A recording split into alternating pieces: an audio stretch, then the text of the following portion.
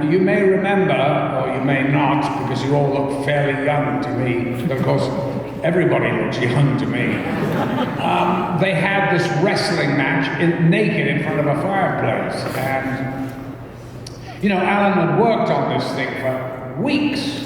Every move, in the wrestling thing. And of course, they get to shoot the thing, and Alan starts. Oliver Reed just walks over to him, picks him up, and chucks him across the room. Very insistent about his golf. Anyway, do you need to take that? I can. No, actually, it's very sad because a dear friend of ours died last night. Yes. And I'm talking about Bill Paxton, who was a dear friend and an amazing actor, and will be truly missed. Mainly by, of course, his family and his children, who I know very well. So it's this trip of mine here has been tainted by that. So, and I spoke to him only a few days ago, and, he was going in for a fairly routine heart thing, if there is such a thing as a routine heart examination or operation. But anyway, it's just really tragic that a man of 61, passes away because of, something that he had, a procedure. Anyway, I don't want to put a pall on this, but that's what I'm dealing with.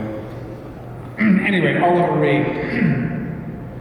So Oliver, of course, was a raging alcoholic, and so of course, poor Alan Bates had been figuring out how to do all this. Oliver just literally picks him up, chucks him across the floor, and the whole routine that Alan had learned was out of the window.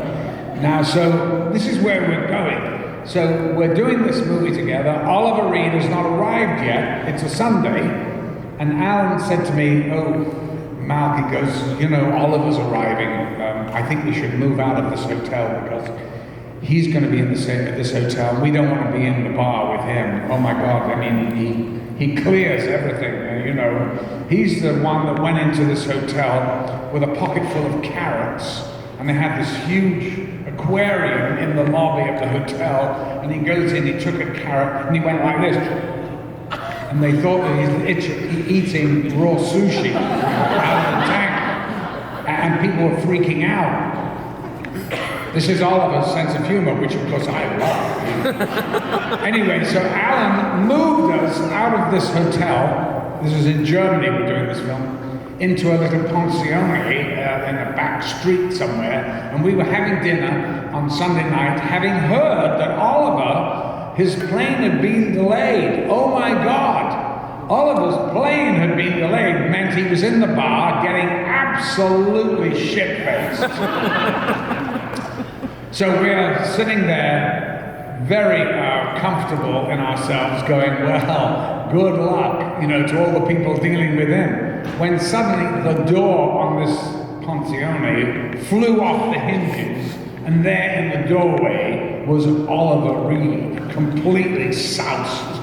And he looked at Alan, who was facing the door. I just looked at his face, and he went, oh, Oliver! And of course they embraced and hugged, and Oliver came over to me, looked at me, and he went, I'm gonna kill you.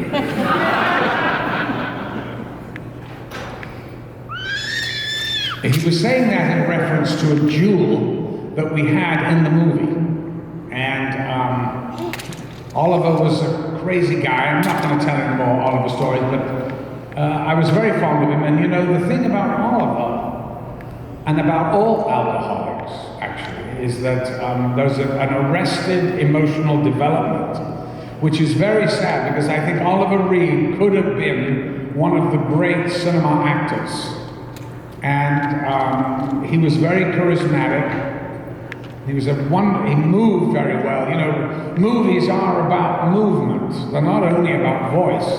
So the way one moves on the screen is very, very important to the character one's playing. And Oliver had all that. And he really should have been a gigantic star. But I mean, listen, I guess he was happy being who he was. So, does that answer your question?